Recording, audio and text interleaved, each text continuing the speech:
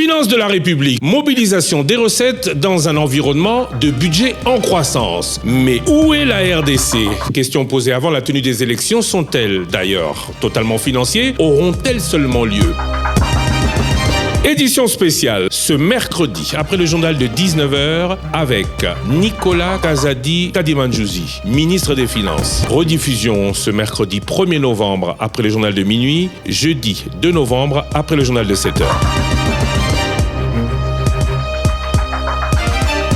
Chers auditeurs, chers téléspectateurs, bonsoir et bienvenue dans cette édition spéciale. Une édition spéciale très attendue puisque notre invité est le ministre des Finances. Au moment où on parle beaucoup gros sous et au moment où, après sa sortie médiatique récemment, où on a notamment parlé francophonie, on a envie d'entendre un peu plus d'explications sur ce qui se passe. Monsieur le ministre, bonjour.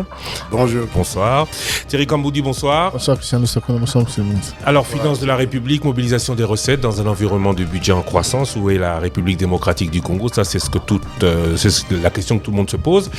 Question posée avant la tenue des élections. Sont-elles d'ailleurs réellement financières? Auront-elles seulement lieu? Est-ce qu'il y a de l'argent pour cela?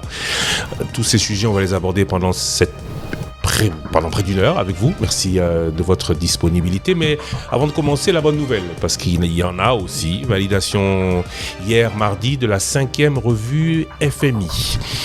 Alors, il faut qu'on explique que le Congo entre en programme. Un programme, c'est plusieurs revues. Celui-ci a 6 revues. On devrait passer à une prochaine si on atteint les 6 revues.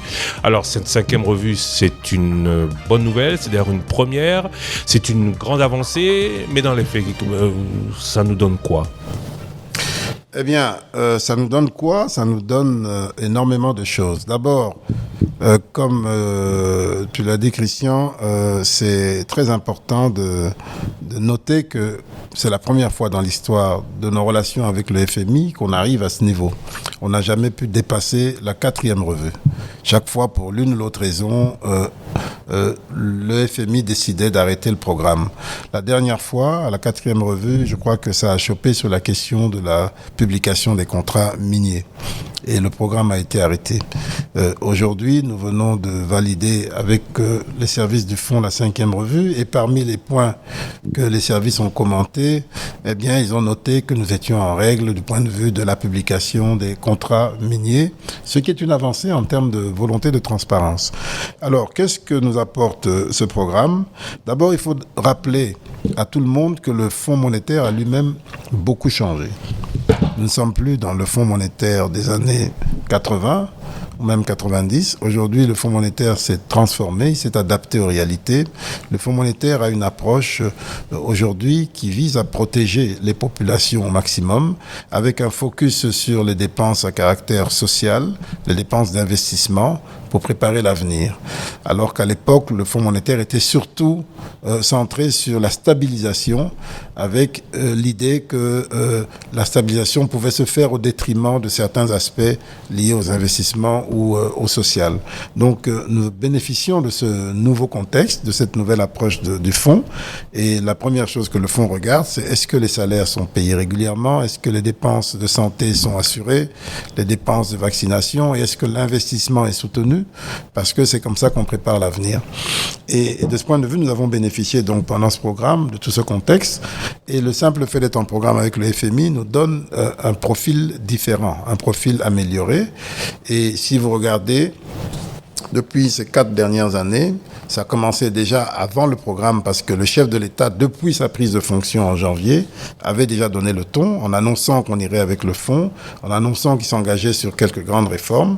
Et tout cela a fait que, ajouté au programme, nous avons aujourd'hui un profil meilleur, attesté par l'amélioration de notre notation auprès de au moins 3 agences de notation, et nous avons pu mobiliser des financements importants, des financements concessionnels.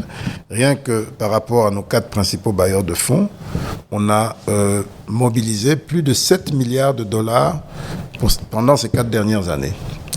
Et 7 milliards de dollars qui sont aujourd'hui validés, logés dans des projets en cours de mise en œuvre, ça peut nous aider à commencer à transformer notre pays.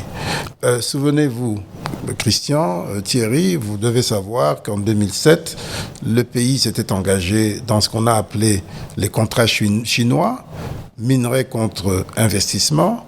On a commencé par parler de 9 milliards, puis ensuite ça s'est transformé à 6 milliards, et enfin ça s'est terminé à 3 milliards, dont un seul milliard a été effectivement dépensé pour des infrastructures qui restent parfois à trouver. Aujourd'hui, nous avons plus de 7 milliards dans différents projets, dont une bonne partie dans des infrastructures. Nous pouvons commencer à parler transformation. Dans quelques jours, le chef de l'État va lancer les travaux de la route Mbujimayi-Bukavu, le pacte avec la Banque mondiale, le projet Pacte. De même, le chef de l'État pourra très probablement lancer dans les prochains jours, avant la fin de son mandat, les travaux sur la route Mbujimayi-Kananga, financement Banque africaine de développement. C'était déjà fait, ça, non? Non, ça c'est. Vous parlez peut-être de ceux qui a raté, qui a d'ailleurs défrayé la chronique avec les armes, etc. Ça, oui. Mais non, il y a un financement BAD qui a été validé, qui a été ratifié par l'Assemblée et le Sénat, et donc le processus de sélection des constructeurs est en cours au ministère des ITPR, et donc si on le finit à temps, le chef de l'État pourra également lancer ses travaux avant la fin de son mandat. Donc en conclusion, beaucoup d'argent mobilisé selon vous. Exact. Mais en annonçant cette 5e revue, le FMI parle d'un contexte de forte incertitude. Il est important que les politiques économiques restent prudentes et que les réformes se poursuivent. Ça veut dire le Congo a beaucoup d'argent, réussi à mobiliser plus, peut-être dû au contexte où les matières premières, même si leurs cours chutent, sont encore très élevés. Mais il y a encore beaucoup de réformes, et notamment respect du budget et autres à faire. Absolument, c'est l'objet du programme. Le programme accompagne les grandes réformes, notamment celles des finances publiques, qui sont au cœur même du programme. Et ces réformes ont pour objectif de renforcer nos finances publiques, les rendre plus résilientes aux aléas du marché de nos métaux précieux notamment, l'élargissement de la base fiscale, la digitalisation. On a déjà introduit plusieurs logiciels dans la chaîne de la recette. On est en train de mettre en place des logiciels dans la chaîne de la dépense également. Dans quelques jours, quelques semaines, on va introduire la facture normalisée, qui est une plateforme digitale pour sécuriser la facturation et qui va nous permettre de multiplier par 3 ou plus les recettes de la TVA, pour lesquelles il y a beaucoup de fraude à l'heure actuelle. Donc nous sommes dans plein chantier de réformes. Nous réformons le secteur des jeux de hasard, où il y a énormément de fraude. Nous réformons la gestion des contraventions routières. Nous aurons bientôt, en début janvier, de nouvelles plaques d'immatriculation plus sécurisées. Donc nous sommes vraiment dans un vaste chantier de réformes qui va nous permettre d'avoir des recettes plus stables. Et le clou de cette mandature, c'est que nous avons fait adopter déjà à l'Assemblée nationale, et c'est en cours d'adoption au Sénat, la plus grande réforme de l'impôt depuis 1969, qui introduit l'impôt sur les personnes physiques et qui modifie l'impôt sur les sociétés. Sur les personnes physiques, ça sera la première fois que nous aurons, comme dans tous les pays qui progressent, l'obligation pour les personnes physiques de rendre compte chaque année, d'avoir une feuille d'impôt. Comme dans un pays qui s'appelle la France, que vous connaissez bien, et comme dans plein d'autres pays africains également. Nous aurons donc plus de redevabilité, et donc nous aurons beaucoup plus de contribuables. Aujourd'hui, nous n'avons qu'environ 200 000 contribuables, dont une petite poignée de grandes entreprises qui font 80% de l'impôt. Pour 100 millions d'habitants. Chacun des habitants sera un contribuable à part entière. Le FMI insiste aussi, il parle d'améliorer la transparence et la gouvernance, y compris via l'engagement continu à publier en temps opportun les contrats miniers des institutions de contrôle fortes, telles que la Cour des comptes ou l'Inspection générale des finances. Des progrès décisifs, dit le communiqué, sont nécessaires pour rendre efficace la loi sur la lutte contre le blanchiment et le financement du terrorisme, et pour mettre en œuvre le plan d'action visant à sortir de la liste grise du groupe d'action financière qui avait défrayé la chronique il n'y a pas longtemps. Vous parlez d'autres actions à mener. Eux, ils insistent là-dessus surtout. Non, ça fait partie des points, mais ce n'est pas le seul. S'agissant de notre feuille de route GAFI, nous progressons très bien. Dans le cadre du programme, dans le cadre de la revue, un des points qui a été examiné, c'est la manipulation d'espèces. Nous avons... vous vous souvenez qu'en juillet, je crois que c'est le 17 juillet, lors d'une réunion présidée par le chef de l'État, nous avons renforcé le principe de ne pas manipuler plus de 10 000 $ ou équivalent en espèces vis-à-vis des banques. Et donc, cela a été renforcé au sein même du gouvernement. Et les dernières statistiques que nous avons revues pendant le programme, nous avons considérablement réduit les retraits d'espèces en francs congolais, très considérablement, et pour les retraits en dollars, nous les avons divisés au moins par 2 depuis le deuxième semestre. L'objectif est d'aller encore plus loin, de réduire davantage ces manipulations d'espèces, que ce soit en francs ou en dollars, ce qui nous amène à travailler sur la fluidité du système de paiement, un chantier qui est pris en charge par la Banque centrale, parce que comme vous le savez, à l'heure actuelle, passer d'une banque à une autre avec la même carte n'est pas aisé. Acheter en francs congolais dans un supermarché, dans un commerce, n'est pas aisé non plus. Et donc, il faut que le système de paiement soit plus fluide pour encourager les gens à détenir des francs congolais, à utiliser leur compte bancaire plutôt qu'à chercher du cash et du cash en dollars. Donc, c'est un chantier qui est également en cours, qui va dans le sens d'améliorer notre profil par rapport à la lutte anti-blanchiment. Nous avons adopté la nouvelle loi anti-blanchiment. Nous sommes en train, aujourd'hui, le contrat est signé, nous sommes en train du moins valider, nous sommes en train d'introduire l'identification des personnes physiques et morales. Les personnes physiques, c'est une première. On aura bientôt des cartes d'identité qu'on n'a plus vues depuis 30-40 ans. On annonce ça depuis longtemps. Le président a déjà eu la sienne depuis le mois de juin. Il a eu la sienne, c'était un prototype. Disons, c'était un pilote. Là, le Premier ministre vient de valider le contrat que nous sommes en train de signer. Au courant du mois de novembre, sera mis en place l'équipement qui va commencer à émettre les cartes. C'est vrai qu'il y a un retard de quelques mois par rapport à ce qui était initialement prévu, mais au moins c'est engagé. Et donc, nous aurons une base de données sécurisée, gérée par le numéro 1 mondial en matière de gestion de base de données sous l'identification. Donc, nous aurons aujourd'hui, bientôt, la capacité de sécuriser cela. Et ça va travailler avec l'état civil et tout le reste. Donc, ça voudrait dire que sur le plan fiscal, ça aura des implications énormes, parce que tout le monde sera fiscalisé, on aura un identifiant unique. Mais en plus, ça voudrait dire que, par exemple, sur les élections, dans 5 ans, on pourra extraire la liste électorale quasi automatiquement, parce que si le travail se fait en continu, ça va nous réduire considérablement le coût des élections, comme dans les autres pays. Comme dans beaucoup de pays du monde. Monsieur le ministre, dans le cadre de ces différentes revues et du programme avec les fonds, qui choisit les projets sur lesquels il faut investir? Est-ce que c'est le gouvernement ou c'est le financement extérieur qui vous l'impose? Non, c'est nous qui sommes censés choisir, et c'est pour ça que nous devons être vraiment au volant.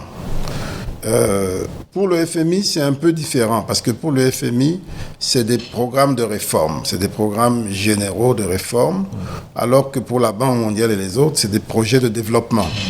Mais pour les programmes de réforme, c'est le dialogue avec le FMI sur le diagnostic, quels sont nos problèmes et les actions à mettre en place. Ça se fait dans le cadre d'un échange. Il n'y a pas quelqu'un qui dicte. On se comprend, on analyse, on tombe sur des consensus et puis on met en œuvre, on s'entend sur ce qu'il y a à faire. Pour les projets de développement, c'est issu du dialogue. Le principe est que les bailleurs de fonds ne sont censés appuyer que les priorités du pays. Et nous devons... Tout ce que vous dites, c'est sur papier. Non, nous qui sommes censés choisir... Justement, j'y arrive. Nous sommes censés nous-mêmes être au volant, c'est-à-dire savoir ce que nous voulons. Nous avons un plan national stratégique de développement qui est le cadre général qui indique nos priorités. Et normalement, l'appui des bailleurs vient pour matérialiser ce plan. Il peut arriver qu'une fois que nous avons fait le plan, nous baissions un peu la garde et que les bailleurs nous amènent vers ce qu'eux pensent être prioritaire, qui ne peut ne pas correspondre totalement avec ce que nous voulons. aussi bien en termes de secteur qu'en termes géographiques. C'est à nous d'y veiller. C'est à nous d'y veiller, c'est à nous d'apporter les corrections. Lorsque moi je suis arrivé comme ministre des Finances, j'avais constaté que le principal bailleur qui se trouvait de la Banque mondiale avait beaucoup de projets sur des sujets divers. Tous importants, mais dont l'impact final n'était pas totalement visible. Mais comme ça engageait beaucoup d'argent, des centaines de millions de dollars, j'étais inquiet. Je me suis dit, mais à la fin, qu'est-ce qu'on pourra montrer comme changement permis par ces millions de dollars, ces milliards? Et j'ai demandé à la Banque mondiale de réorienter les financements vers les grandes infrastructures fondamentales. Et ça a été fait depuis 2021. C'est le ministère des Infrastructures qui est le grand bénéficiaire de la hausse des ressources de financement de la Banque mondiale ces dernières années. C'est comme ça qu'on a toutes ces routes dont je vous ai parlé qui sont en cours, parce que c'est fondamentalement ce dont nous avons besoin pour aider l'économie réelle de notre pays à se développer. Il faut souligner que cette 5e revue a été adoptée sous réserve de l'approbation de la direction du FMI et de son examen par le conseil d'administration du Fonds monétaire international, attendu d'ici la mi-décembre 2023. L'achèvement de la revue permettra le décaissement de 152,3 millions de DTS pour constituer des réserves internationales, qui sont de l'ordre de 5 milliards aujourd'hui. Oui, plus ou moins, oui. Effectivement, ça c'est le processus normal. Nous avons d'abord une approbation au niveau des services du FMI qui doit être ensuite validée par le management du FMI et enfin par le conseil d'administration qui est la représentation de tous les pays membres. Mais généralement, lorsque c'est adopté au niveau des services, il y a peu de risques que ce ne soit pas adopté dans les étapes suivantes et c'est ce que nous attendons. Alors parlons finances de la République. Vous dites que ça va mieux ? Je commence par là. Est-ce que vous dites que ça va mieux? Les finances publiques vont en tendance, elles vont beaucoup mieux parce qu'aujourd'hui, nous avons, par rapport à 2019, nous avons quasiment triplé le budget, aussi bien sur ressources propres que sur ressources extérieures, tout confondu. Mais il faut noter que pour 2023, il y a une légère baisse de la conjoncture liée essentiellement à la baisse du cours du cobalt, principalement. Le cuivre un petit peu, mais surtout le cobalt. En 2022, au mois de mars 2022, le cobalt était encore à plus de 80 000 dollars la tonne, 81 000 dollars à peu près. Et en mars 2023, il était déjà à 31 000 dollars la tonne. Ça voudrait dire que nous payons le prix. C'est comme ça qu'en termes de croissance économique, l'année passée, on prévoyait 8% de croissance économique pour 2023, mais lors de cette dernière revue qui s'est achevée aujourd'hui, on estime qu'on sera autour de 6,2% à la fin de l'année. C'est la principale raison pour laquelle la mobilisation des recettes a autant baissé Elle n'a pas trop baissé. Par rapport à 2022. D'abord, il y avait un accroissement par rapport à 2021. Il y avait un accroissement d'environ 27% par rapport à 2022, pardon. Et en réalité, nous sommes à 20% en dessous, à 19% aujourd'hui en dessous de la cible. Ça veut dire que nous sommes à peu près au même niveau que l'année passée et donc nous n'avons pas fait l'accroissement attendu comme l'accroissement qu'on a eu en 2022 par rapport à 2021. Les chiffres ne sont pas les mêmes qu'en 2022. Vous dites que c'est à cause de la baisse du cours principalement du cobalt. Mais les recettes, c'est aussi le commerce, c'est aussi les patentiques, c'est les constructions. Tout à fait. Mais il y a toujours, dans toutes les économies, il y a toujours un moteur. Chez nous, le moteur, c'est l'activité minière. L'activité minière qui apporte de la plus-value à l'export, mais aussi toute l'activité connexe, le transport qui se fait à l'intérieur, les revenus qui sont générés, les sous-traitants, etc. Eh bien, tout ça, c'est l'activité minière qui est le moteur. Et lorsqu'il y a un choc au niveau de cette activité, ce choc se fait sentir sur tout le reste. Mais nous avons quand même une croissance de plus de 6% estimée pour 2023. Donc, nous ne sommes pas malheureux. Nous sommes bien au-dessus de la moyenne africaine et mondiale. Quand vous dites accroissement, vous dites x3 depuis que vous êtes en fonction, on va dire. Oui. C'est dû à quoi? De meilleures politiques, à l'héritage, parce qu'il faut le dire, du contrat minier conclu sous Joseph Kabila, ou... le code minier, vous voulez dire? Le code minier, oui. Ou à la politique, aux efforts du gouvernement? Si je dois schématiser, pour ne pas aller dans trop de détails, je dirais que c'est la combinaison de la hausse de la production minière, la hausse des cours miniers et l'amélioration de la gouvernance. Tous les trois ont la même valeur. La hausse de la production minière, en 2022, en 2021, on produisait rien que pour le cuivre 1 800 000 tonnes. En 2022, on est passé à 2 500 000 tonnes à peu près. Mais ça, c'est pas le gouvernement. Ça, ce sont les privés qui produisent plus. Oui, c'est clair. Mais les privés, il faut les mettre en condition. Mais où est le problème? Non, le gouvernement n'est pas là pour produire, il est là pour encadrer, pour permettre, etc. Et donc, 2 500 000 tonnes en 2022. Et en 2023, il n'y a pas de hausse attendue considérable. 2024 non plus, des petites hausses. Mais après, ça va continuer de monter parce que, selon nos estimations, on devrait arriver à peu près à 5 millions de tonnes en 2030. Aujourd'hui, nous sommes en train de dépasser le Pérou, qui était le deuxième producteur mondial de cuivre, autour de 2 500 000 tonnes. Et à l'horizon de 2030, nous pourrions dépasser le Chili, qui est le premier producteur, sinon nous serons au coude à coude. Et le cuivre est un produit qui a beaucoup d'avenir, parce que la demande de cuivre, les fondamentaux qui expliquent la demande de cuivre sont favorables. Il y aura une forte demande, pas seulement par rapport à ce que le cuivre fait de plus commun, c'est-à-dire les câbles et tout ça, mais également dans l'industrie des voitures, il y a beaucoup de cuivre. Les voitures électriques, il y aura davantage de cuivre, etc., etc. Donc, pour le cuivre, on sent que les perspectives sont bonnes. Notre enjeu pour nous, c'est de capter cette valeur ajoutée en transformant ce cuivre localement. Nous sommes encore au niveau des balbutiements. Il y a une entreprise qui fait des câbles à Lubumbashi, qui a d'ailleurs des problèmes de compétitivité parce qu'elle fait face à la concurrence des importations. Nous travaillons sur ce dossier pour la rendre plus compétitive et c'est un début, il faut qu'on développe davantage. La même chose pour le cobalt, pour le reste, pour les batteries, etc. Donc les perspectives sont bonnes. Pour le cobalt, le problème ne se pose pas, nous sommes le premier producteur. Le risque, c'est la concurrence d'autres types de produits, mais nous pensons que malgré tout, pour le cobalt, la demande va rester forte puisqu'elle est toujours en accroissement. Et quels sont les efforts du gouvernement? Qu'est-ce que le gouvernement, en quoi vous pouvez dire aujourd'hui que le gouvernement a fait que ça aille mieux? Alors, j'avais parlé d'abord de la hausse des quantités. Ensuite, la hausse des cours. La tendance de fond a été bonne jusqu'en 2022.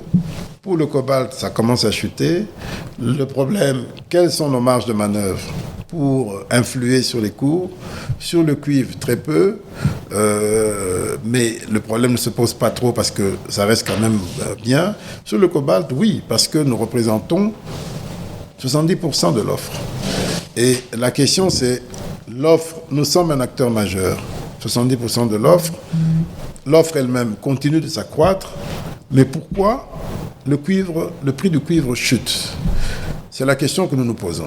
Et nous avons des propositions sur la table pour maintenir le prix du cuivre à un niveau juste, parce qu'à l'heure actuelle, ce qui se passe, c'est que les principaux acteurs qui produisent travaillent en cartel avec ceux qui achètent et qui transforment, et ils contrôlent toute la chaîne, et comme ils font la plus-value sur la transformation, ils ont les moyens de déprimer le prix.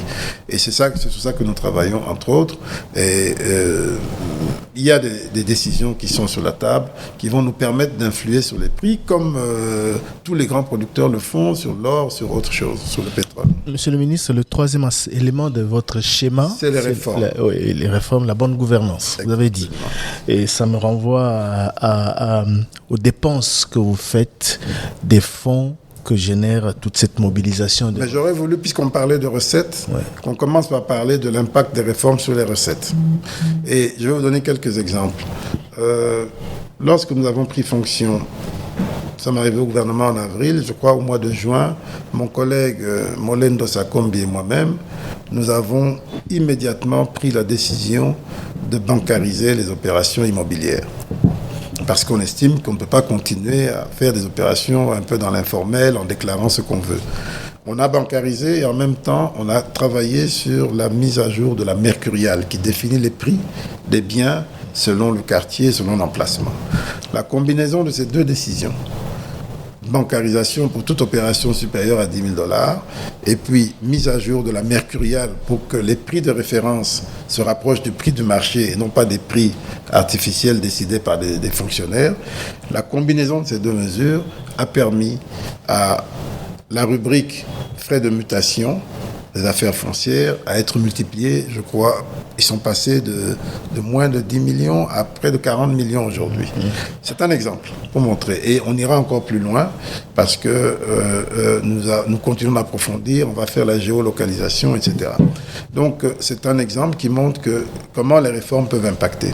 Et ces réformes, elles touchent plusieurs secteurs. J'ai parlé tout à l'heure de la facture normalisée, donc plateforme digitale, qui va faire que toutes les entreprises, nous allons commencer par les grandes entreprises, toutes les entreprises qui vendent, eh bien, leurs factures ne seront prises en compte sur le plan fiscal que si elles sont normalisées, c'est-à-dire qu'elles passent par une plateforme, elles sont reconnues avec un QR code, ça nous permettra de faire des recoupements.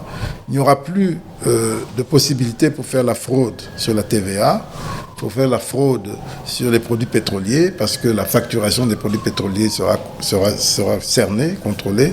C'est un autre exemple.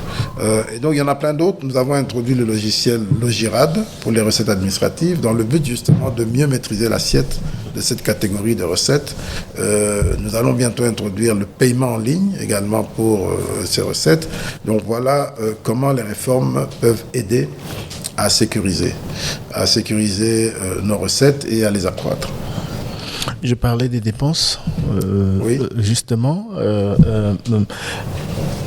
Renseignements pris, beaucoup de choses ont été dites sur la façon dont, au ministère des Finances, aujourd'hui, on gère les finances de l'État. Est-ce que, monsieur le ministre, la chaîne de dépenses sert encore à quelque chose? Parce que, selon des renseignements pris, vous êtes devenu spécialiste en paiement en mode d'urgence. Oui. J'ai tellement d'exemples ici que je peux vous évoquer. Allez-y. Ouais. Pourquoi laisser des dépenses publiques pourquoi ne pas laisser des dépenses publiques passer par la chaîne normale de la dépense afin que tous les services y jettent un coup d'œil? On a évoqué des cas, par exemple, de la maison de la centrale de Kinshasa, des certaines dépenses, des primes, des frais d'émission. Centrale de Kinshasa. Le centre, pardon. Le centre financier. Le centre financier de Kinshasa, certains frais d'émission, des primes qui aujourd'hui sont payés en mode d'urgence sur instruction du ministre des Finances. Bon, d'abord, pour ceux qui ont des paiements en mode d'urgence, il y a des normes en matière de finances publiques parce que les paiements en mode d'urgence existent dans tous les pays. La norme, c'est de ne pas dépasser 10%. Et en 2021, nous étions à 7%. En 2022, nous sommes passés à 11%. Parce qu'on se rapprochait des élections, il y avait beaucoup d'éléments, la guerre, etc. Et donc, c'est normal qu'il y ait des dépenses en mode d'urgence. Et en 2023, nous nous battons pour ne pas trop nous éloigner de la norme, ce qui n'est pas facile parce que le contexte... Vous êtes à combien de pourcents aujourd'hui? Je ne peux pas vous dire le pourcentage aujourd'hui, mais on est autour de 10%, 11, 12, je ne sais pas. Alors, la difficulté, c'est quoi? C'est qu'il y a des dépenses qui sont certaines, connues et importantes. Et lorsqu'on les fait en mode d'urgence, ça impacte le total, alors qu'il n'y a rien de méconnu là-dedans. Lorsque, par exemple, on fait une avance à la CENI, 100 millions de dollars, on attend le bon d'engagement, le DTO, comme on dit, qui doit arriver du ministère du Budget et qui traîne. Et puis on doit payer, eh bien, on paye 100 millions en procédure d'urgence qu'on régularise après. Mais 100 millions, c'est beaucoup en chiffres. Vous parlez de la CENI. Je donne un exemple. J'ai parlé des travaux du centre financier. Le centre financier, c'est un projet... Que vous payez toujours en mode d'urgence. Le centre financier, c'est un projet que nous conduisons avec le ministère. Oui, mais est-ce qu'il faut payer en mode d'urgence? Laissez-moi terminer. Avec le ministère du Budget, parce qu'il sera logé là-bas aussi. Et le principe, c'est que nous payons des montants réguliers, connus, chaque mois à l'entrepreneur. Et ces montants, en dehors de ces montants réguliers connus chaque mois, nous prenons en charge certains frais administratifs et contractuels, par exemple des visas des gens qui viennent, ou bien certains frais liés à la logistique locale, etc. Parce que selon le contrat, le constructeur amène tout jusqu'à Matadi et nous avons la charge de ramener les effets de Matadi jusqu'au chantier. Et donc périodiquement, nous devons payer ces frais-là. Mais ce qu'il faut retenir, c'est que tout est fait dans la transparence. Il n'y a pas de... Le ministère du Budget est au courant. Mais maintenant, quand on fait, parfois même on le fait en intelligence avec eux, on dit bon, on a ça et ça, donc on va payer, préparer le document, et donc dès que le document arrive, on les régularise. Et pour les montants réguliers, le problème ne se pose pas du tout non plus. Là où il y a des changements importants, c'est par exemple sur les frais de mission. Les frais de mission, oui, ces frais de mission-là, ils sont aujourd'hui, c'est devenu la norme de payer en urgence parce que la chaîne de la dépense n'est pas assez rapide, réactive pour payer des frais de mission à temps. Et même lorsqu'on paye en urgence, beaucoup se plaignent. Du fait de qui, monsieur le ministre? Mais demandez à l'administration du budget, elle va vous répondre. C'est vous qui êtes au gouvernement, c'est vous qui êtes... vous êtes ministre des Finances, il y a le budget, c'est vous qui êtes le gouvernement. Oui, mais je vous dis que même lorsque je paye en urgence, il arrive souvent que les gens se plaignent d'être partis en mission sans toucher leurs frais. C'est la planification qui L'une des raisons, c'est la planification qui fait défaut. On ne prend pas souvent soin de planifier les missions suffisamment à temps et de faire les documents à temps. Moi-même, je dois me rendre demain à Lubumbashi pour un aller-retour. Mon ordre de mission, jusqu'à quand j'arrivais ici, n'était pas encore signé parce que moi-même, je l'ai introduit il y a à peine 2 jours.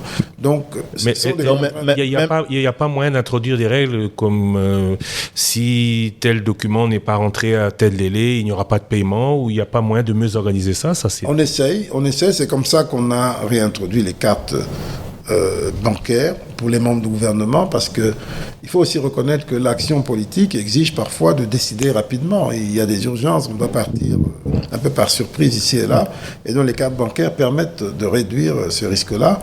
Mais la dette intérieure fait partie également de ce que vous payez en mode d'urgence? Non, en règle générale, non. La dette intérieure, elle est engagée au budget, mais il peut arriver que pour l'une ou l'autre raison, on paye une dette en mode d'urgence. Dans quel cas? Par exemple, vous avez une dette sociale, quelqu'un à qui vous devez de l'argent, et puis on vous dit, qui a attendu pendant de longues années, et puis qui est malade, qui est mourant, qui a fait un accident, et il faut absolument l'aider, ou qui a un problème précis, et il faut absolument l'aider à avoir cet argent pour soulager sa peine. Alors dans ces conditions, oui, il arrive qu'on paye en mode d'urgence. En règle générale, non. Vous justifiez les travaux, enfin le paiement en mode d'urgence des travaux du centre financier? Non, mais il faut être précis. Oui. Les travaux du centre financier sont payés par DTO. Ce qui est payé en mode d'urgence peut arriver, mais c'est généralement régularisé juste après, dès que le DTO... Mais si ça devient la règle, monsieur le ministre... Mais c'est des dépenses prévisibles. J'étais justement en train de vous citer ce que vous évoquez, les travaux du centre financier, certaines primes et frais d'émission, et tout le reste. Est-ce que vous ne pensez pas que la conséquence, c'est le dépassement budgétaire que l'on vous reproche? Oui. La conséquence, c'est aussi de paralyser certains autres services qui interviennent, justement, qui jettent un coup d'œil pour dire... C'est une très bonne question, mais je vais vous répondre là, oui et non. Oui et non, parce que le ministère du Budget lui-même m'envoie très régulièrement des paiements qui sont eux-mêmes déjà en dépassement budgétaire. Quand vous regardez, parce que dans un DTO, c'est mentionné, disponibilité budgétaire, on est dans les négatifs, et parfois des négatifs très profonds. Souvent, quand on regarde, on a des dépassements de crédit d'un côté, des sous-consommations de l'autre.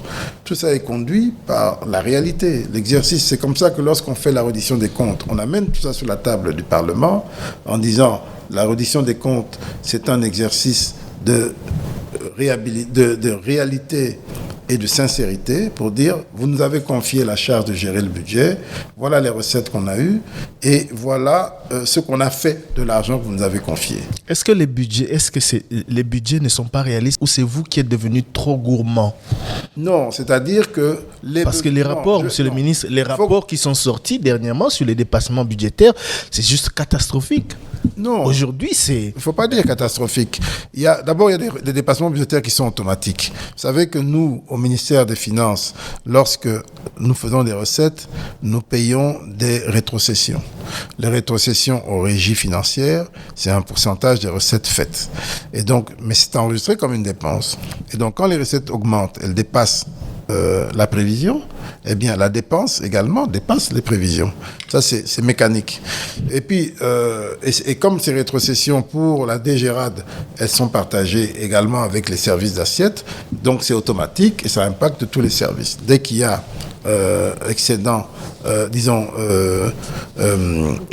taux d'exécution supérieurs à 100%, le taux d'exécution en dépenses également a tendance à suivre parce qu'il y a une partie de rétrocession.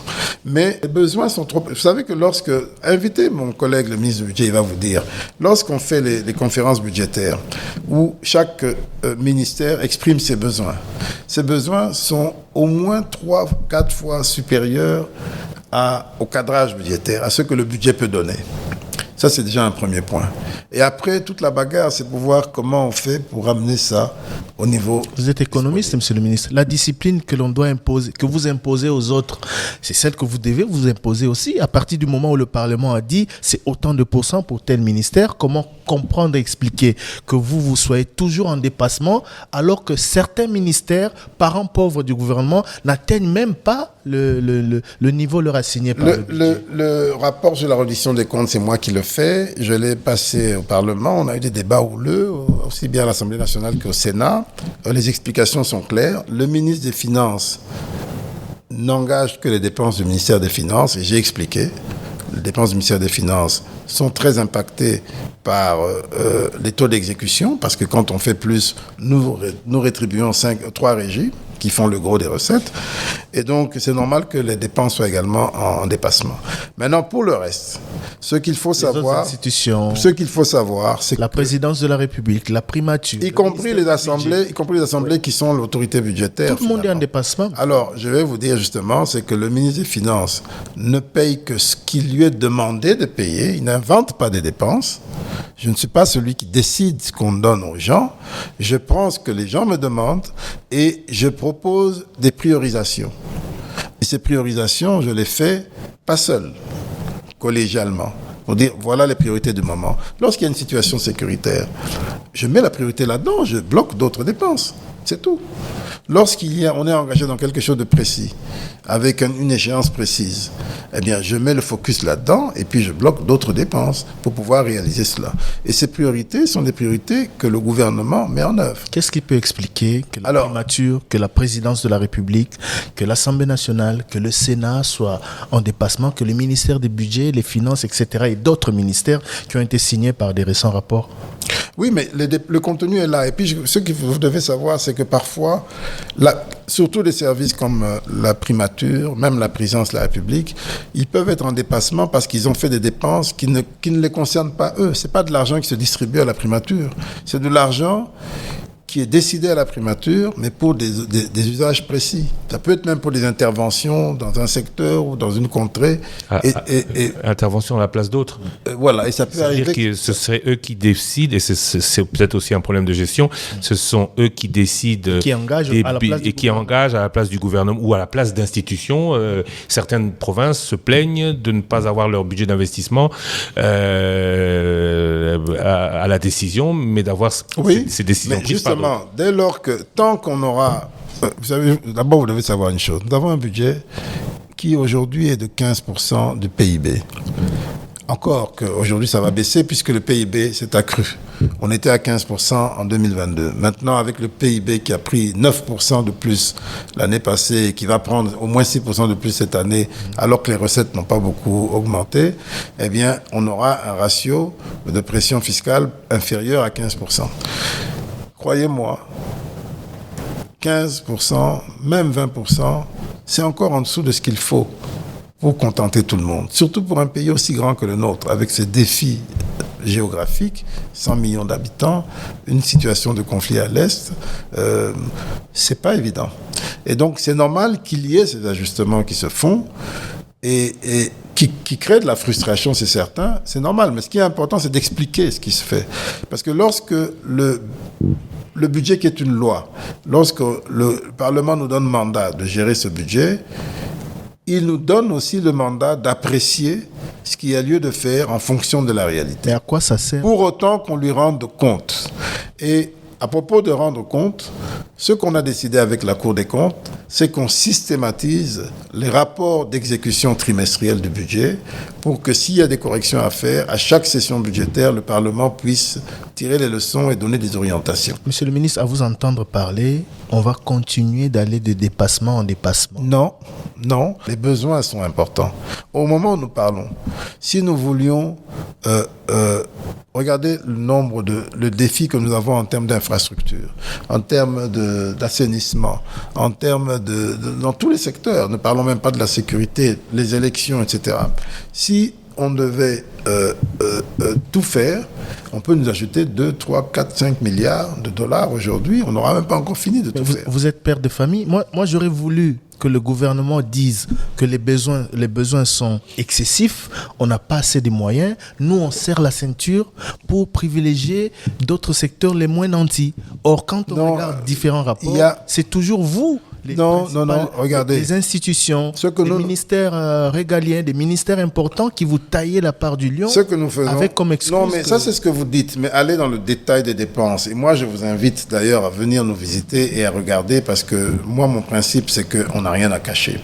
Eh bien, vous verrez vous-même ce qui est fait.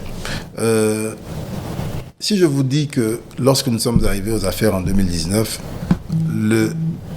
le taux des dépenses d'investissement financées sur ressources propres ne dépassait pas 1%. 1%. Nous l'avons amené à 4% en 2019, programme des 100 jours, etc. Aujourd'hui, en 2022, il était à 10% sur ressources propres. Mais le train de vie des institutions... Je termine. Non, 10% sur ressources propres. Si on ajoute les ressources extérieures, 15%. On n'a jamais fait un tel effort. C'est comme ça que la croissance est soutenue, pas seulement par les mines, mais également par l'investissement public. Et donc, c'est ça préparer l'avenir. C'est ça préparer l'avenir. Et notre responsabilité, c'est de voir, face à toutes ces contraintes, qu'est-ce qu'on fait pour mettre le pays sur un chemin où demain sera meilleur qu'aujourd'hui. Préparer l'avenir, monsieur le ministre, c'est aussi dire, là-bas, on coupe de moitié, on divise par 3 ou on réduit à tel pourcent pour affecter de l'autre côté. Mais oui, c'est ce qu'on fait, mais ce n'est pas aussi simpliste que vous le dites.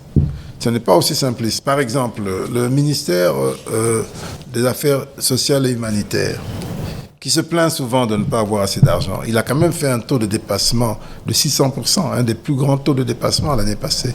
Mais qui peut prévoir les catastrophes humanitaires? Personne ne peut les prévoir. Et quand elles arrivent, a-t-on le choix que de dépenser ou ne pas dépenser pour faire face à ces catastrophes? C'est ce que l'on fait. Et lorsqu'on le fait, l'argent doit bien venir de quelque part.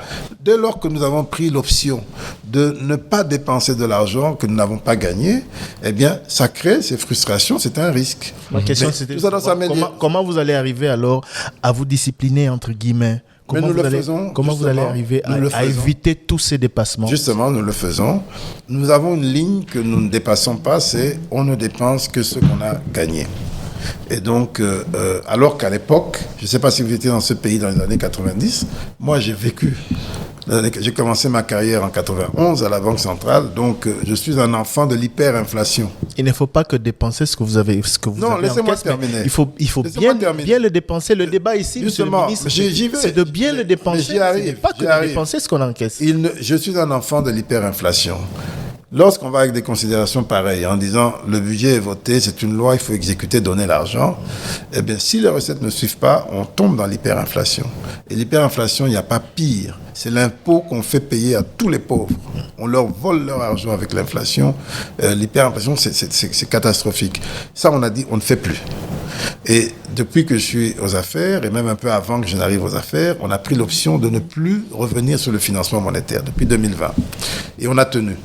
Maintenant, ça crée des distorsions dans la qualité de la dépense lorsque les recettes diminuent. C'est là le problème. Oui, nous le reconnaissons. Et pour améliorer cela dans le long terme, d'abord, il faut beaucoup de sérieux, de détermination quand on dirige dans ces conditions. C'est ce que nous faisons. Aujourd'hui, si une partie de la croissance, de plus en plus d'ailleurs, vient des investissements publics, c'est parce que nous veillons à ce que l'argent aille là-dedans. Si aujourd'hui nous avons réussi le pari de la gratuité de l'éducation, c'est parce que nous mettons de l'argent là-dedans et nous veillons à ce que ce soit mis. Si aujourd'hui, moi, je suis considéré comme un des champions en tant que ministre des Finances pour les dépenses faites, notamment pour la vaccination, et quand je sors à l'extérieur du pays, nous sommes cités en exemple. C'est parce qu'on met de l'argent dans le social, dans la santé. Et donc, c'est ce que je vous disais. Ce n'est pas quelque chose de mécanique. C'est vrai, c'est une loi, mais ça demande de l'intelligence et du jugement. Et nous sommes là pour cela. Nous sommes là pour veiller à ce que, en dépit de toutes ces contradictions, en dépit de tout cela, l'essentiel des dépenses que nous faisons aide à préparer l'avenir de notre pays. Ça, c'est sur l'affectation des dépenses et personne ne peut contester que nous avons davantage fait en matière d'investissement, en matière sociale que tous les gouvernements qui nous ont précédés. Deuxièmement, pour sortir de ces contradictions et arriver à quelque chose de plus serein, de plus approprié, l'une des réponses, c'est les budgets programmes. Et comme vous le savez, nous avions une échéance sur les budgets programmes. Qu'est-ce qu'on a décidé? C'est que à partir de 2024, on commence déjà partiellement les budgets programmes. Quelques grands ministères, grands consommateurs de crédits, comme l'éducation, etc., eux vont bénéficier des budgets programmes, c'est-à-dire on va leur faire des allocations, ils auront on va garantir leur trésorerie en fonction du budget, et eux-mêmes à l'intérieur veilleront à l'exécution, à l'ordonnancement. Ça voudrait dire que ils seront moins dépendants des aléas de la trésorerie générale parce qu'on va protéger leur trésorerie.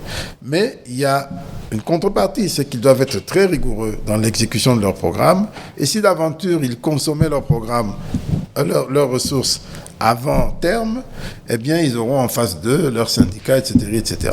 Donc, progressivement, on est en train de changer le système et les budgets programmes peuvent aider à le faire. Moi, je voudrais parler de la priorisation.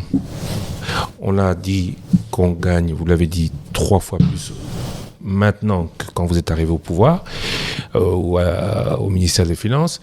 Mais ce qu'on constate, c'est que de plus en plus, alors qu'il y a de plus en plus d'argent, il y a de plus en plus de mécontentement et de salaires impayés.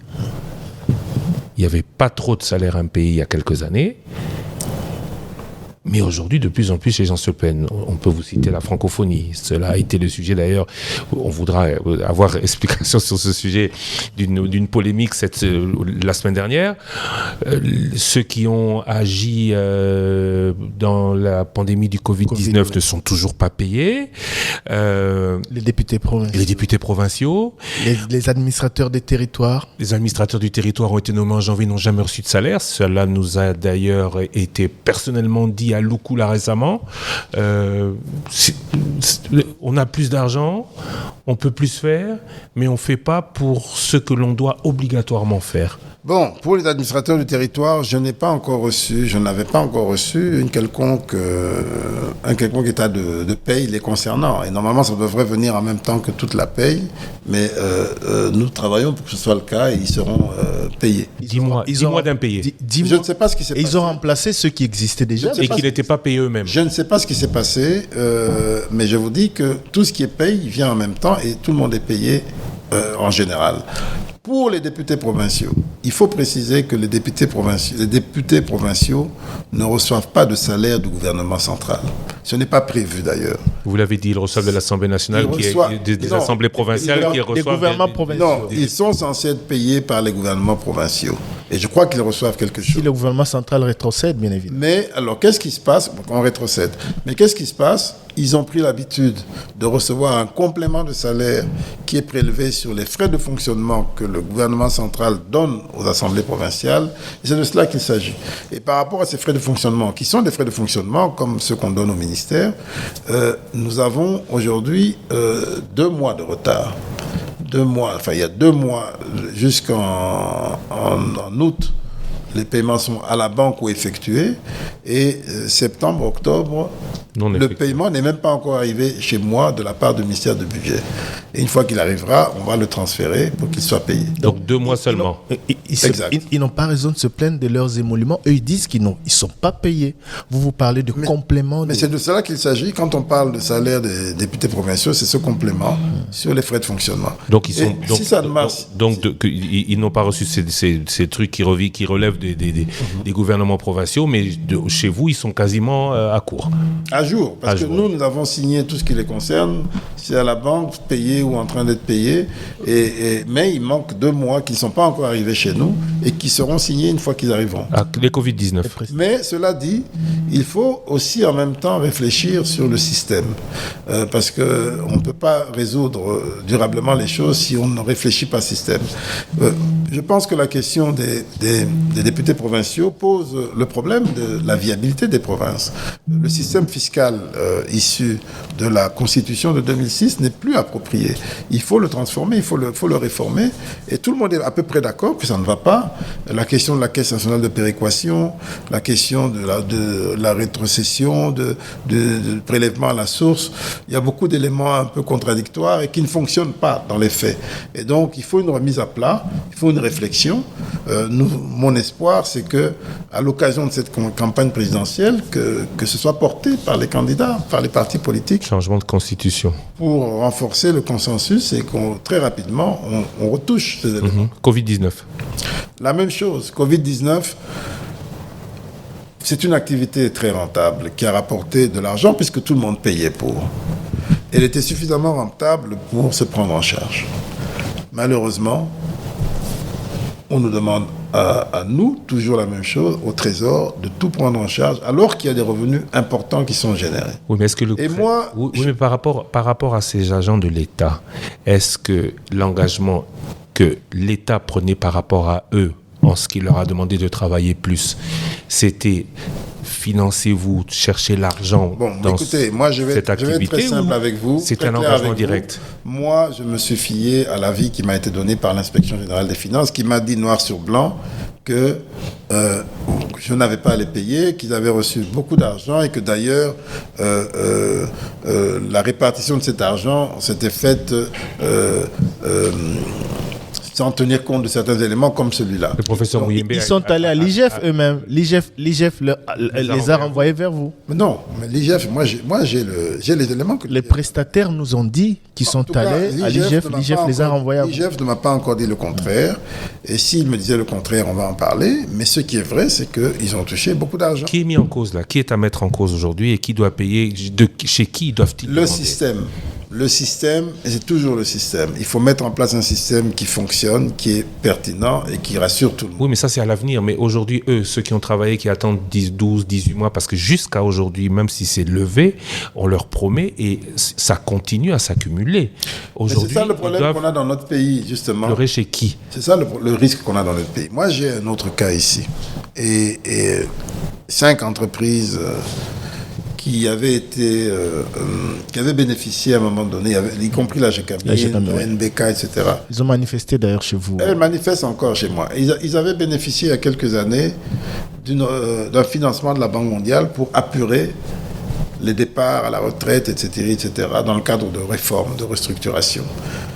Ils ont eu l'argent, l'affaire était terminée, on ne leur devait plus rien. Et puis un gouvernement passé, je ne sais pas lequel, je ne sais pas sous quelle inspiration, a décidé qu'il fallait leur donner plus, que ce qu'ils avaient reçu était insuffisant. Et on a commencé à faire des listes, etc. Et puis chaque mois, on nous demande de payer des montants assez significatifs, importants, que nous avons payés. Que moi, j'ai continué de payer quand je suis arrivé. Puis à un moment donné, on vient m'informer que derrière ces paiements, tout n'est pas transparent, qu'il y a des paiements qui sont faits, on ne sait pas tracer où est-ce qu'ils vont. Et je demande, alors qu'on bancarise, qu'on dise, voilà, puisque c'est des gens, des individus, je ne paierai plus que si c'est une liste avec bancarisation. Et c'est ça le problème. Impossible de m'amener une liste bancarisée. On me raconte des tas d'histoires et en tout temps, je vois les gens venir manifester. C'est pareil pour les prestataires Covid-19 ? Non, rien à voir. Non, parce que la question, c'était... La question pour eux, parce que nous vous avons aujourd'hui, on passe à ils ne nous lâchent pas. Ils ne nous lâchent pas. Tous les jours... Que dit le ministre? Est-ce qu'ils doivent encore espérer toucher cet argent un jour? Écoutez, il faut que cette question soit remise sur la table, analysée. Nous, on l'a analysée, y compris en Conseil des ministres. À ce jour, la conclusion est celle que je vous ai donnée. Je n'ai pas encore d'éléments nouveaux qui me permettent de revoir ma position. Ça ne semble pas vous préoccuper plus que cela, monsieur le ministre. Ils se plaignent tous les jours. Vous maintenez votre position depuis presque 6 mois. L'IGF a dit que je ne paye pas. Alors que c'est des responsables, des agents de l'État qui se plaignent tous les jours. C'est une question qui relève du secteur de la santé. L'IGF a donné un avis. Croyez-moi que si vraiment il y avait matière à revoir ma position, le gouvernement me saisirait en bonne et due forme, il y aurait une note, il y aurait un truc, et on va décider. Donc c'est aujourd'hui ministère de la Santé. Mais c'est quand même le secteur de la santé avant tout. Ça c'est pour le Covid-19, pour la francophonie. Alors, il y a eu une espèce de cacophonie, 45 millions au début, c'est ce que vous disiez, ça a coûté 66 millions en termes d'organisation, il y a eu les infrastructures, 320 millions. Bon, il y a eu comme une espèce de... On a tout mis, on a tout confondu. Expliquez-nous bien. 300 millions, c'est quoi? C'est infrastructure et organisation. J'ai été extrêmement clair en disant bien que le budget de la francophonie, 324 millions, était séparé en deux. Il y a 78 millions qui concernent les opérations et 246 millions qui concernent les investissements. Ça, c'est clair. Deuxièmement, j'ai été extrêmement clair. Je n'ai jamais remis en cause le budget de 246 millions. J'ai simplement expliqué que lorsque on a commencé à parler francophonie, on était autour de 48 millions parce que l'idée à l'époque était qu'on faisait avec ce qu'on avait. Et nous avons décidé souverainement de profiter de cela pour faire quelque chose de grand. Parce que nous avons un déficit en infrastructure. Et je peux vous lister toutes les infrastructures qui ont été faites. Elles sont colossales. Il y a le village des jeux qui a été fait à Tata Raphaël. Il y a tous les alentours qui ont été refaits. Il y a les salles de jeux, etc. Il y a l'université de Kinshasa où on a refait des routes pour accéder là-bas. On a refait des homes, on les a mis aux normes en installant l'eau chaude et beaucoup de choses. Et donc, il y a eu des investissements réels. Je n'ai jamais remis en cause ni la pertinence de ces investissements, ni la qualité de ces investissements. J'ai tout simplement dit qu'à la fin, les gens qui faisaient ces investissements étaient en retard, vous le savez tous. Comment ça nous a donné des sueurs froides. Et que pour rattraper le temps, ça donnait lieu à des dépenses extra pour terminer et tenir les délais. C'est ce que j'ai dit qu'on est investissement. Aucune remise en cause de principe. C'est ce que j'ai dit. Sur la partie opération. Vous auriez peut-être dû préciser que le volet investissement était géré par vous et les ministres des ITPR. Non, pas par moi. Moi, que ce soit l'un ou l'autre, nous gérons moi, j'apporte les ressources. Oui, mais justement, c'était et je planifie le ministère des Finances et des ITPR qui avaient géré le volet infrastructure. ITPR, pas le comité national. C'est ITPR et une partie c'était ESSU, enseignement supérieur, parce que c'était des travaux à l'université. Mais moi, non, je ne gère pas les projets. Je gère les ressources des projets, mais pas les projets. Parce que vous avez semblé, dans vos propos, mettre tout dans un même sac. Jamais. C'est ce qui a créé. Non, mais vous non plus, vous n'avez pas lu. Thierry, il faut m'écouter. Il faut m'écouter ce que j'ai dit.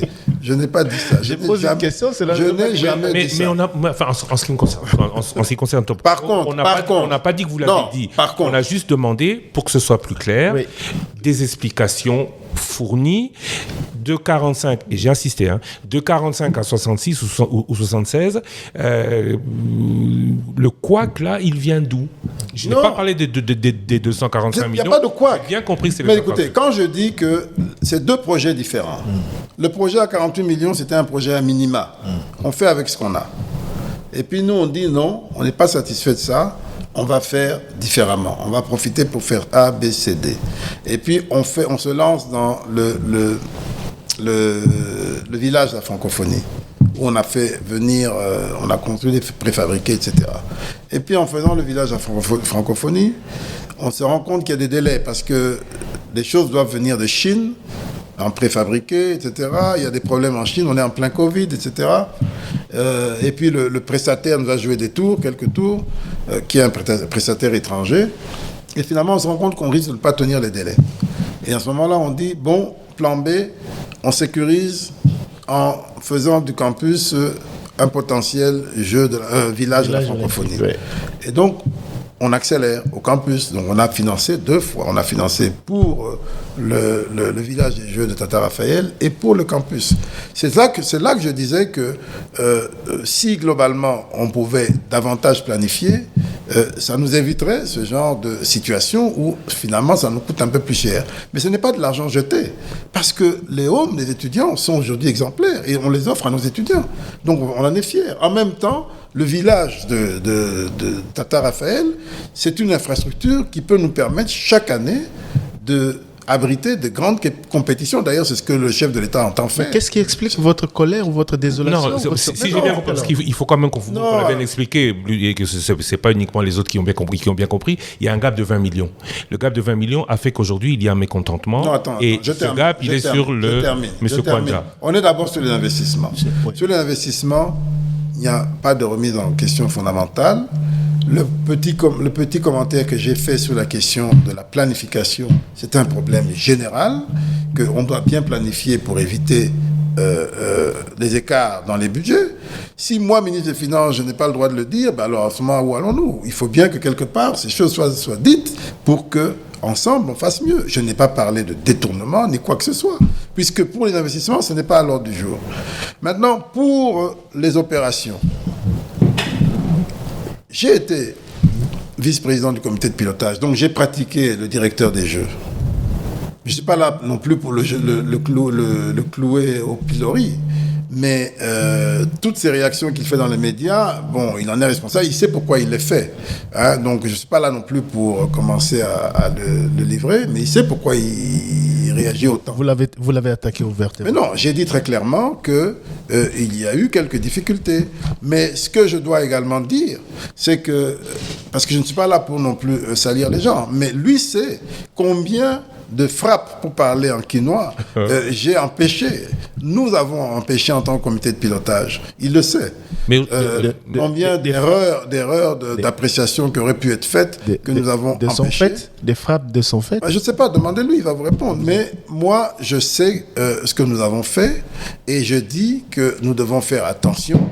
Et si je ne le dis pas en tant que ministre des Finances, je ne joue pas mon rôle.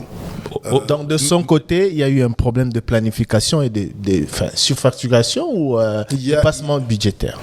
Non, heureusement, ça n'a pas eu lieu parce qu'on a agi, en tout cas de ce que moi je sais, mais il y a eu...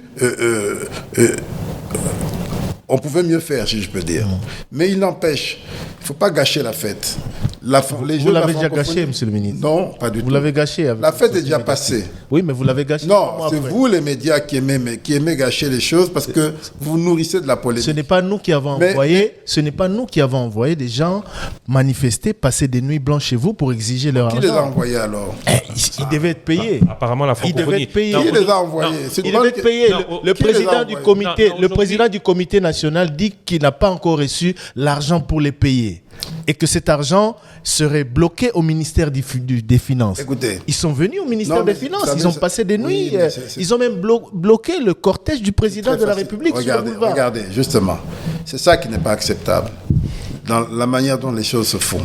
Mais je ne veux pas non plus aller plus en profondeur parce que je préfère que le directeur des Jeux, je ne veux pas lui porter davantage de préjudice. J'espère qu'on se comprend. Est-ce qu'il a reçu tout l'argent pour payer ça? Croyez-moi. Oui. Vous savez qu'il y a des gens qui sont manipulés dans ces manifestations. Vous savez qu'il y a des gens qui sont arrivés là-bas qui étaient manifestement payés pour aller manifester. Mais ils ont tort de réclamer qu'ils n'ont pas été payés depuis 3 mois? Ils n'ont pas tort de manifester. Est-ce que vous avez donné tout l'argent au comité de... Non, c'est clair que non. Mais la question n'est pas là. La question est la suivante. Nous avons payé au total 85% des budgets de la francophonie. C'est-à-dire, quel est le montant exact que vous avez? Je peux vous le donner. Oui. 274 millions au total. Oui. 56 millions pour les opérations et 218 millions pour les investissements. 56 millions sur combien? Sur les 78 millions. Sur les 78 Mais 78 millions, d'ailleurs, il faut dire que c'est un montant qui est arrivé après. Le budget de départ n'était pas de 78 millions. Il était inférieur. Je ne parle pas du budget de 48 millions avec 12 millions, non. Je parle de quand Isidore Kwanja est arrivé. Ouais. Il était inférieur et puis, avec argument et tout ça, il y a eu un budget de 78 millions, d'ailleurs, dont l'adoption par le comité de pilotage n'était pas en elle-même pas claire, pas évidente, mais acceptons. Et maintenant, ce que nous disons, c'est que dans la manière de gérer ce budget, il y a plusieurs façons de faire. Et si on veut faire bien, on fait bien et on évite des dépenses que l'on peut éviter. Il aurait dû donc, avec les 56 millions... Non, je n'ai pas dit ça. Ce que j'ai dit, c'est ceci. Oui. Nous avons payé au total 85% du montant, c'est-à-dire 274 millions de dollars, dont 56 millions pour les opérations. Que lui, il a géré. Oui. Que lui a géré. Et 218 millions pour les investissements gérés. Pas géré. Nous devons encore payer 15%. Pour les investissements, le problème ne se pose pas. Dans tous les contrats de construction, on ne paye jamais 100%. Vers la fin, et on garde une partie, le temps de faire les contrôles, etc. Et puis quand tout est validé, on paye le solde. Ça sera fait. L'IGF s'est saisi du dossier à ma demande. Ils vont vérifier que tout est bien fait, etc., qu'il n'y a pas de surfacturation et tout ça. Et nous allons payer les 15%. Mais pour les opérations, il faut un exercice similaire. Est-ce que tout a été bien fait? Est-ce que tout est en ordre? L'IGF s'est montré satisfaite de la gestion. Écoutez, aujourd'hui, on est à rendre des comptes et à solder le solde. Voilà, c'est tout. C'est un exercice de gestion banal. Maintenant, en parler ne doit pas créer une polémique à ce point et ne doit pas jeter l'opprobre sur les jeux. Sauf pour les gens de mauvaise foi, comme essaient de le faire certains opposants. Tout cela. Donc, c'est à M. Kwanja aujourd'hui de faire la lumière et de rendre public ses comptes. C'est tout. Avant que les agents ne soient payés. Mais en attendant, en attendant, la décision a déjà été prise de commencer à payer après analyse au cas par cas. Et je crois qu'un premier lot, de 4 millions de dollars a déjà été approuvé, puisque c'est la vice-ministre des Finances qui se charge de faire les paiements francophonie, selon notre organisation interne. Et c'est le Premier ministre lui-même, qui était le patron du comité de pilotage, qui se charge de valider l'ordre des priorités. Et donc, c'est lui qui valide l'ordre des priorités, c'est la vice-ministre des Finances qui paye, et tout ça est fait justement pour éviter. Mais demandez au Premier ministre lui-même combien de montants il nous a épargné, nous, l'État congolais, parce que pendant les Jeux combien même... de frappes Non, mais demandez-lui, pendant les Jeux même, chaque fois qu'il y avait une activité, c'était toujours des montants impossibles qu'on demandait, et il s'est impliqué personnellement à veiller avec son bic, en train de veiller et pour que ça marche bien. Donc pour la tout se passe bien. C'est de cela qu'il s'agit. Et ça, je dis, c'est un problème dont un ministre des Finances ne peut pas ne pas parler. Donc pour la et ça, c'est un problème. Il faut prendre ça positivement. J'ai bien compris. C'est dans l'intérêt de tout le monde. Nous avons bien compris pour la francophonie. Il y a un début de solution. En tout cas, la solution, il y a plus que pour le Covid-19. On aurait pu parler de beaucoup de sujets. On est ensemble depuis 1h08. Il ne nous reste que très peu de temps. Les sujets PDL 145, 511 millions déjà décaissés par 3 agences. On espère plus en la transparence là avec les agences BC Copnu des CFF. On aurait pu parler de la gratuité de l'éducation, de la gratuité de la maternité. Encore que la gratuité de la maternité en 30 secondes, s'il vous plaît. Est-ce que ça valait le coup de démarrer? Est-ce qu'il y a moyen de financer tout? Oui, mais nous avons déjà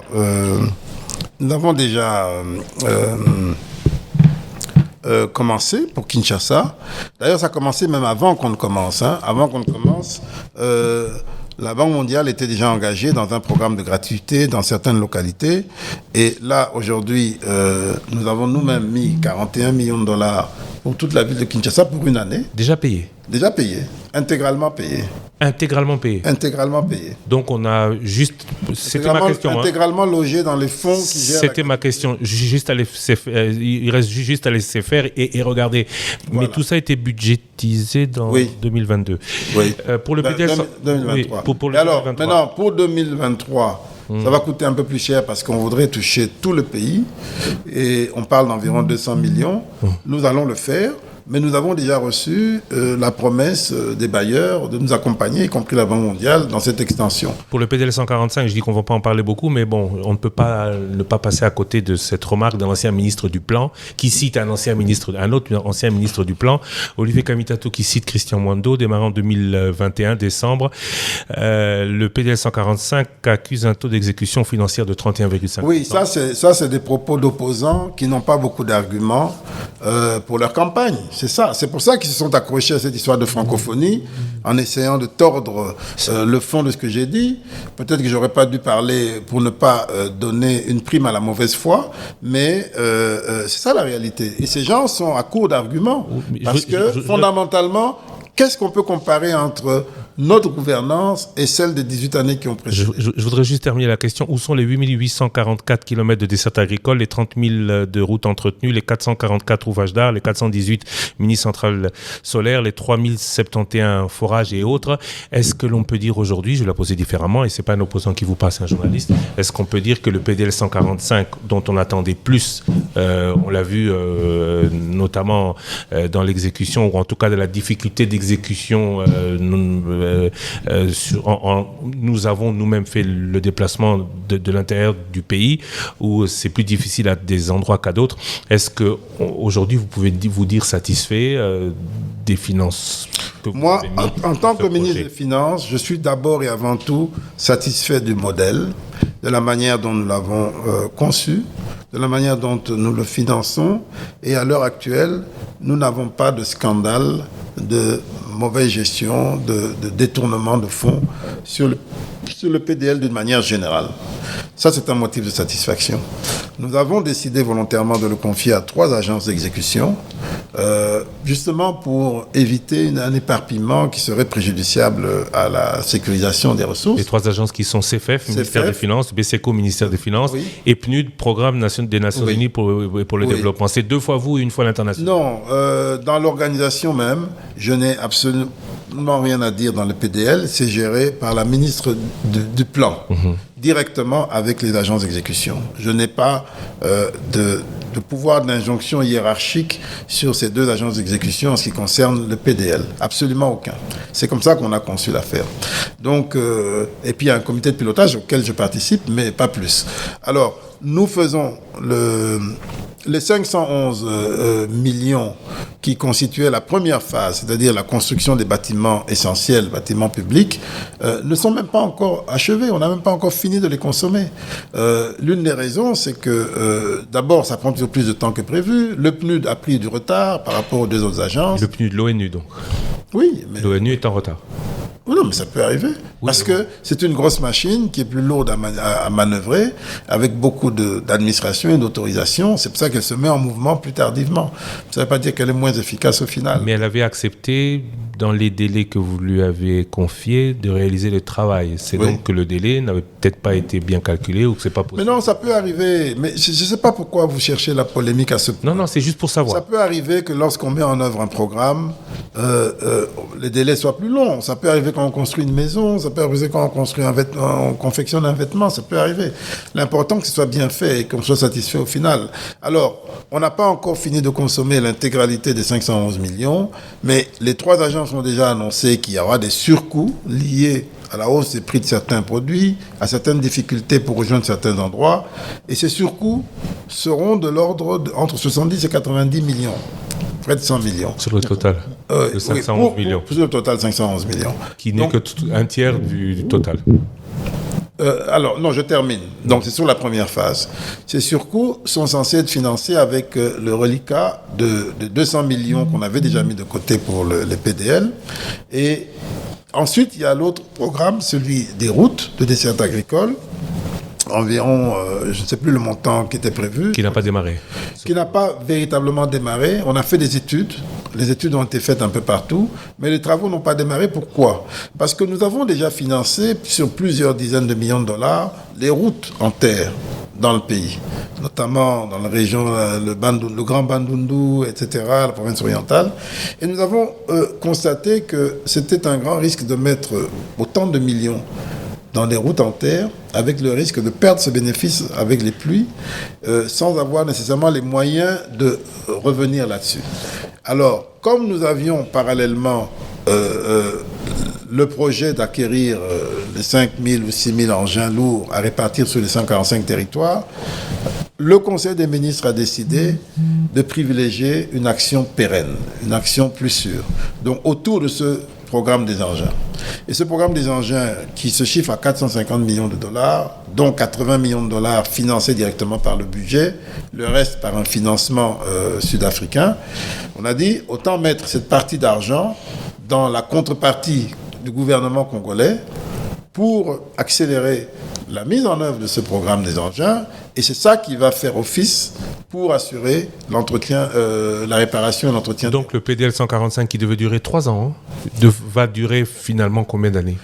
Ça dépendra. Il faut qu'on termine la première phase, qu'on fasse une deuxième, une troisième, et qu'au moment de la deuxième, qu'on redéfinisse un peu certains objectifs à la marge, et ainsi de suite. De mon point de vue, le PDL pourrait durer éternellement, en se renouvelant chaque fois. Mais c'est important de mentionner justement que la Caisse nationale de péréquation, que nous avons eu le mérite de mettre en activité à travers la nomination des animateurs l'année passée, va progressivement prendre le relais dans la conception des programmes et projets qui vont concourir à la péréquation, au rééquilibrage des disparités entre provinces et territoires. Monsieur le ministre, juste une question d'actualité par rapport à la délivrance des permis de conduire. Vous avez le week-end dernier annoncé la signature d'un arrêté ministériel sur la vente de ces permis de conduire. J'étais curieux de savoir, sur les $38 que coûte le permis pour la première catégorie, la société qui imprime a droit à $25 et l'État congolais n'a droit qu'à $13. On sait que le permis de conduire, c'est un marché de 10 millions de Congolais à peu près. Comment vous expliquez ce déséquilibre? Ce contrat a été négocié par le ministère des Transports, pas par nous, même si généralement nous avons des représentants qui participent. Mais la logique généralement, c'est qu'au départ, on donne suffisamment de rémunération au prestataire parce qu'il doit rentrer dans ses frais. Et c'est lui qui investit, c'est lui qui prend le risque.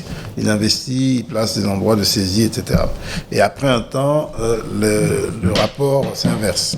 Généralement, c'est ça qui se passe. D'accord. Merci beaucoup à vous, ministre. Oui, merci à vous, monsieur le ministre, d'avoir été avec nous aujourd'hui. Alors, ces questions, c'est 1h17 d'émission. On ne peut pas terminer cette émission sans vous poser cette question.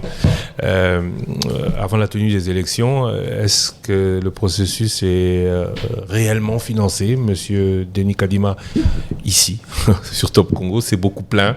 On vous a fait d'ailleurs une fois ou deux réagir aux plaintes de monsieur Kadima. Est-ce qu'aujourd'hui il a jour? Est-ce qu'aujourd'hui on peut se dire qu'on aura les élections parce que le Trésor public les a financées? J'ai les chiffres pour vous compléter.